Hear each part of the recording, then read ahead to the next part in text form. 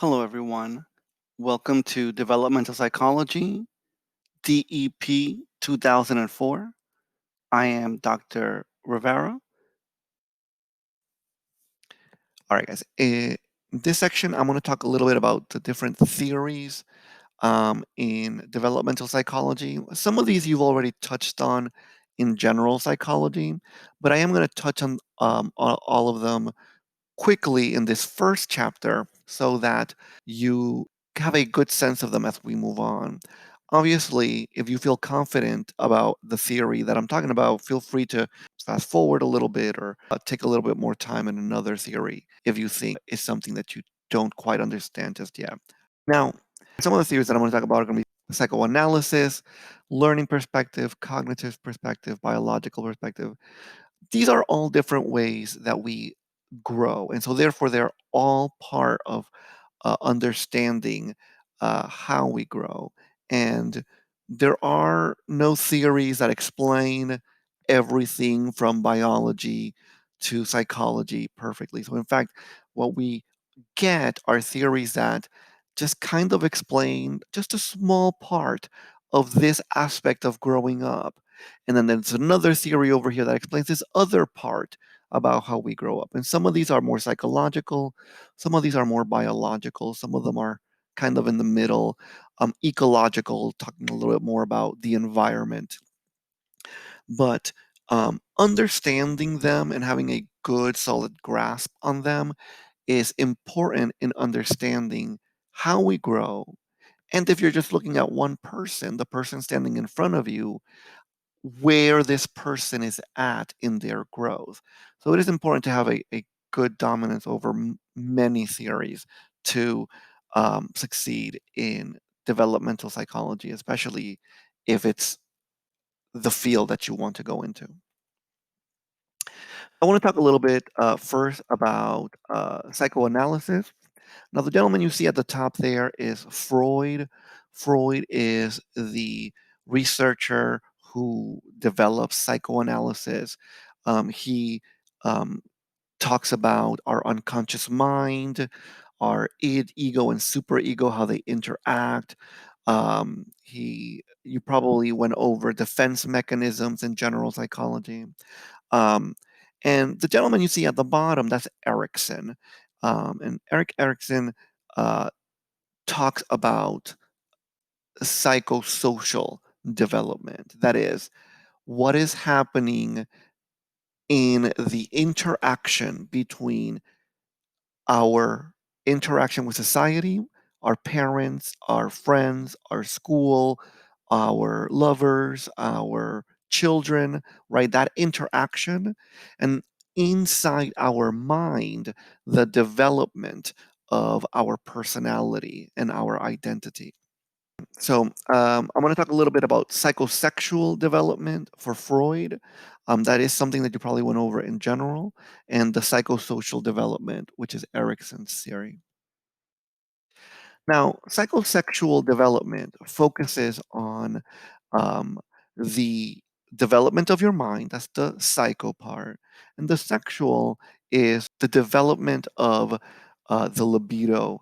The libido is sexual pleasure. Now, it's not always helpful to think of libido as sexual, and it's probably easier to think of it as pleasurable. Um, so, the oral stage, the child gets pleasure through the mouth. And so the organ that is the focus of the libido there is the mouth oral. Um, and so Freud says that these two things, this pleasure movement in the body and the development of your psyche sort of go together. And if one of them gets hampered or um, stopped, then we become stuck and fixated in one of our stages. Now, another important aspect of the psychosexual stages and psychoanalysis in general is the id, the ego, and the superego. Now, according to Freud, you are born with your id. Your id is like that little devil on your shoulder that tells you, eat the cake, punch that guy in the face, grab that person's butt, right? It's unconscious. It is sometimes aggressive and violent and sexual, and it is biological. It is very interested in immediate gratification. Now, this makes perfect sense from a biological perspective, right? This is your more animalistic part of your brain, or the most animalistic part of your personality. It's the part of you that is saying, we need to survive. And survival means going after that cow and killing it so that you can eat today, um, and finding someone to mate with because you don't have that much time. And it's sort of this animalistic part of your mind. You're born with that. This is why a child, if you don't give them the cookie that they want, they throw a tantrum because their id is already there. It already wants it now, and it has no sense of like maybe tomorrow is also a good day. Now, what you develop in your psychosexual stages is your superego. And specifically, you develop this from around 3 to 5, and then you kind of internalize it into your unconscious mind right around 5 and 6 years old. But your superego is what you have internalized about society. And specifically, at first, society means mom and dad. You internalize mom and dad, and you can think of your superego as that little angel on your shoulder telling you what's right and what's wrong.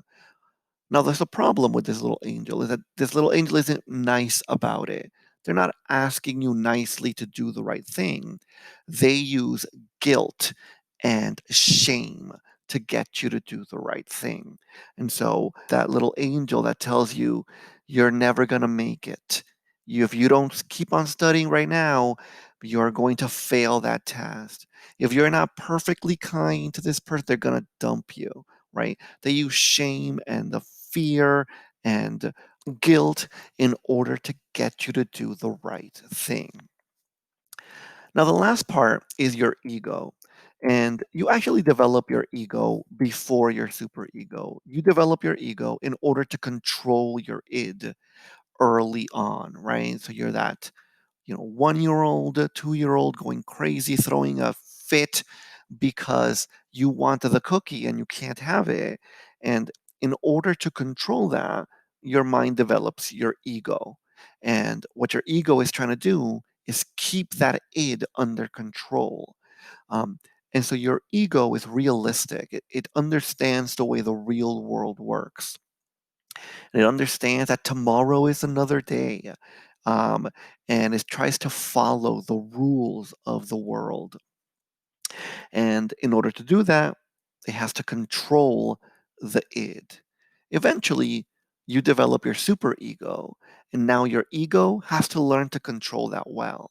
I know it sounds like the superego should be above the ego, and it should be, but it's not, right? We would like to be kind and the desire to be good in the world, we would like that part of ourselves to be in charge. But in fact, if you let that part of yourself be in charge, you'll never do anything. That's why we have social anxiety. That's why we all have a friend who got an A- on a test and they had a heart attack. And you're like, I don't understand why you're so upset. You got an A.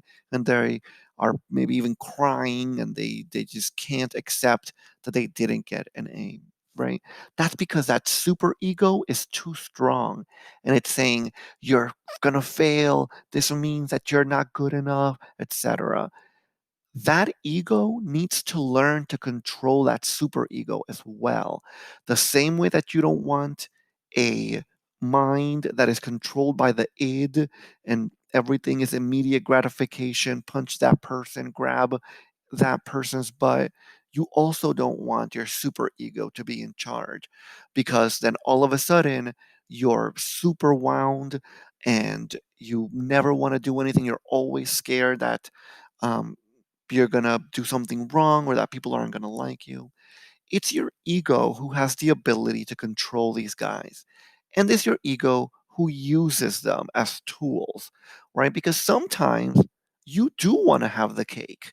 And sometimes you do want to go have fun with friends. And so your ego has to learn to do what the id wants sometimes. But sometimes you can't do what the id wants and you have to control it. And sometimes you want to study for another hour because that test is important. And so you need an ego that knows how to listen to the super ego. But you can't let the super ego take over because then all you do is study, all you do is work because you're super afraid that you're going to do something wrong or that, life is going to fall apart. With that in mind, I want to talk a little bit about Freud's psychosexual stages. Okay.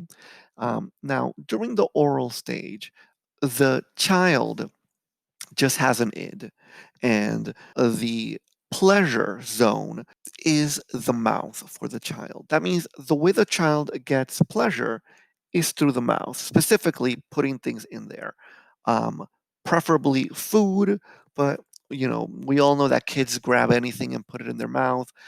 Parents sometimes will give the kids pacifiers um, in order to calm them. That's because children, especially infants, when they are from around birth to around 1 year old, they're in their oral stage. Now, there's a problem. And the problem is that if a child develops too much anxiety about their oral stage, then they will get stuck here.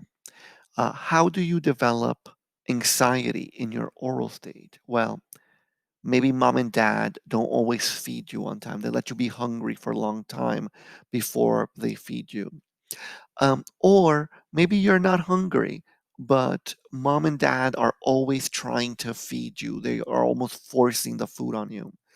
Either of those two dynamics can create a lot of anxiety in the child, right? The child doesn't want the food, but is being pressed on them, or the child is desperate for food and no one's giving them food. This can create a fixation. And a fixation means that when you're an adult, you're not supposed to be in the oral stage, but you consistently regress back into your oral stage. Um, People who smoke are oftentimes going to be stuck in their oral stage. You'll see these people that not only do they put um, that cigarette to their mouth, but they kind of become obsessed with putting things in their mouth, toothpicks and pens and pencils and things like that. Now, some people learn to deal with those fixations and they learn to sublimate, that is, use a defense mechanism in order to take the energy of having anxiety in the oral stage and push it into something that is socially acceptable. And just like the people who are fixated here normally have that mouth issue, they like to put things in and out of their mouth. The same thing is true with people who sublimate in a good way. Um, and specifically, what comes in and out then are words, knowledge, and words. And so, people who are fixated in their oral stage, who have learned to sublimate in a way that is socially acceptable, um, they tend to be funny and witty, sarcastic.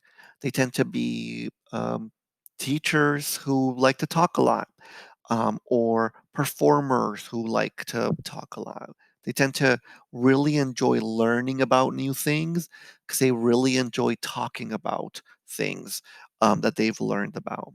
And so now, even if you're fixated in your oral stage, eventually you turn around one to two, and you have to move on because your libido is growing, and so is going to continue to grow regardless of whether you got fixated here or not. Well, the next thing that happens is your anal stage, and it's called the anal stage because um, that's what you're learning about. It's how to control your bowels, how to control from going potty on yourself or your diaper to using the potty, using the toilet. Now, you can get fixated here as well. How do you get fixated here?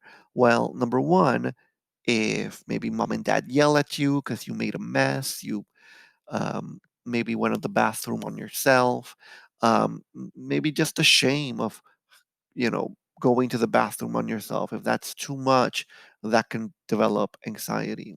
Some children develop a fear of the toilet because the toilet is too loud. And anything like that can create a fixation here. Now, some people become fixated in their anal stage and they develop what is sometimes known as a anal expulsive personality. This is your friend who is always talking to you about, going to the bathroom, and they'll say things like, I took a dump so big you should have seen it. Um, or they're always talking about poop or pee. They tend to have very uh, bathroom centric humor. They really enjoy talking about bodily fluids and things like that because they find it funny. Some people do the exact opposite, right? Some people repress those feelings so much that they develop instead what we call an anal retentive personality. And these people are super organized. They can't have anything out of place. And in fact, you're going to find that they also like those poop and pee jokes, but they are much more likely to try and hide that. Sometimes they hide it on purpose, or they just try to be, more formal because, you know, they don't want you to know what kind of humor they have. But sometimes it's really unconscious, and they, in fact, don't realize that they have that. You might notice because you might notice that they always laugh at this kind of joke or that kind of joke, or they like these kind of people who are always telling you know bathroom jokes. um, you might notice that it'll be easier for you to notice it, but they won't because they've in fact repressed those feelings. Again, even if you have become fixated in your anal stage, eventually you have to move on into your phallic stage. And that happens from around age 3 to around age 5. And so it's during this stage where you develop your superego, that little angel on your shoulder. And you do that by internalizing mom and dad. And you probably, in your general psychology class, talked about the Oedipus complex and the Electra complex. If you're a boy, you fall desperately in love with mom. You're afraid that dad is going to kill you if he finds out that you are in love with mom. And so you hide it and you realize that you want to learn things from dad because mom likes dad. And so if you learn to be more like dad, then maybe mom will like you. And if you learn enough from dad, maybe eventually you can just kill him off and you can stay with mom. Right around 5 years old, this boy's mind starts to realize that this doesn't sound right. It sounds wrong, in fact. And so he represses all of those sexual feelings that he's had for his mom. And in doing that, he internalizes dad and all the things that he learned from dad as his super ego. And the same thing happens in the electro complex, just backwards for women, right? You fall desperately in love with dad, and you're afraid that mom is going to kill you off because she's also in love with dad. And so you start learning from mom, how to be a woman because you know that dad likes her, and you hope that as you get older, eventually you'll learn enough so that you can murder off mom and stay with dad for it yourself. Except that around 5 years old, you start to realize this seems wrong. In that realization, you repress the feelings that you had towards dad and you internalize mom as your super ego. Um, Now, that sounds very convoluted, and it can be. It's a lot of emotions that are happening to that 3 to 5 year old, and it's not conscious. It's very emotional. But this is the phallic stage. It is the part of the psychosexual stages that are focused on the genitals, really. Now, you can become fixated here as well. And people who are fixated here tend to be hypersexual. Um, how do you become fixated here? Well, imagine you're a 3, 4, 5 year old and you're desperately to be next to mom. You're a 5 year old boy, you're desperate to be next to mom, and dad pulls you away and said, mom is mine, or mom is turning you into a little girl, and I don't want you next to her. You're going to come with me, and things like that. And the same thing for girls, right? But little girl is desperate to be next to her dad, and for whatever reason, you know, society or mom or some other uh, social pressure says you can't be next to dad. You're a little girl, and little girls are supposed to be with other little girls, things like that. Those are all real things that people used to say, at least at one point in our society. Um, and so that can create a lot of anxiety in children. And in this stage, once you are an adult, if you're fixated in the phallic stage, you tend to be very hypersexual. And there I have the little picture of the Jersey Shore. Freud would undoubtedly say that they are all fixated in their phallic stage. Um, Now, you'll also see there Lex Luthor from the show Smallville. And um, people who are fixated in their phallic stage are also very driven. That part of the phallic stage where you're sort of making a plan about murdering off dad to keep mom, or murdering off mom to keep dad, that planning and convolutedness of it also stays sort of hyper awake in people who are fixated in their phallic stage. And these people are just obsessed with power, getting power, and attaining goals. They don't even really get a chance to enjoy their goals when they achieve them, because there's always another goal. You might notice that oftentimes, if you pay attention too much to politics or to Hollywood, there's this weird pattern that these individuals seem to have. They seem kind of desperate for more power and better roles or whatever. A lot of them get sort of found in sexual indiscretions and affairs. Oftentimes, it can ruin their whole career, and they still kind of fall into that trap. In Hollywood, you see people just sort of fall desperately in love and then get married and then break up and then fall desperately in love again. And again, Freud would say that those patterns occur because these people are fixated in their phallic stage.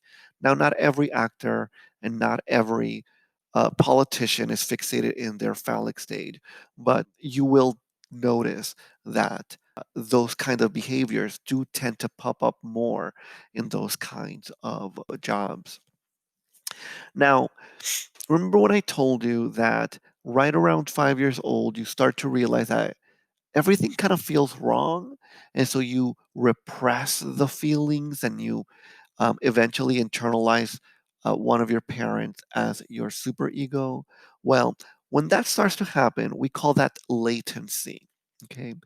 And in latency, all those sexual feelings that the child had up until this point get repressed. They get pushed into their unconscious mind, and they get locked up in there. And from around 5 to sometimes even 12, 13, and depending on the child you're talking to, sometimes even 14 and 15, um, the those sexual feelings stay stuck in their unconscious mind. But eventually, that child is going to hit puberty. The sexual parts of their body are going to start turning on, and eventually they're going to hit the genital stage.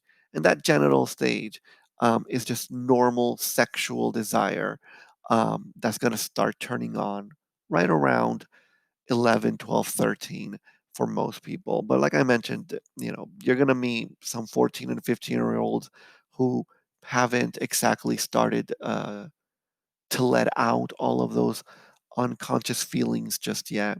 But for most of us, it's uh, either in our preteens or in our early teens where we start hitting the genital stage. Now, technically speaking, if you went through those first three stages and you never became fixated on anything, then your genital stage just means you're an adult now. It means you have normal sexual desire, you have a desire to develop a romantic relationship and have sexual relations, and it's mostly very vanilla, right? Your sex is about interacting emotionally and with your partner and sharing your sexual and romantic self with them. Um, but for people who become fixated, well, those fixations tint the way we express our sexuality as well.